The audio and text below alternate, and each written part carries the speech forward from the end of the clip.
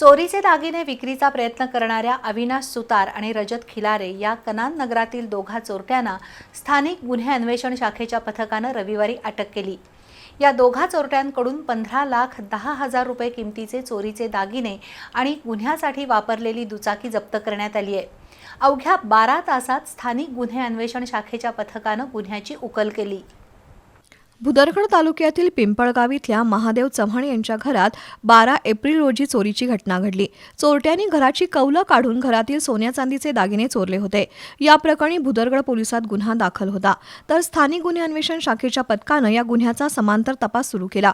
CCTV footage आणि रेकॉर्डवरील गुन्हेगारांची पडताळणी केल्यानंतर संशयितांची माहिती मिळाली। स्थानिक गुन्हे अन्वेषण शाखेचे निरीक्षक सुशांत चव्हाण यांच्या पथकातील राजू कोरे, हिंदुराव केसरे, गजानन गुरव, विजय इंगळे, महेंद्र कोरवी यांनी अत्यंत बारकाईनं आणि गुप्तपणे तपास सुरू केला। त्यानंतर कनान नगरातील रेकॉर्डवरील गुन्हेगार अविनाश सुतार आणि रजत खिलारे या दोघांनी चोरी केल्याचं पोलिसांना समजलं। हे दोघे चोरीचे दागिने विकण्यासाठी जयंती नाल्याजवळ येणार असल्याची माहिती मिळाल्यानंतर सापळा रचून अविनाश सुतार आणि रजत खिलारेला ताब्यात घेतलं।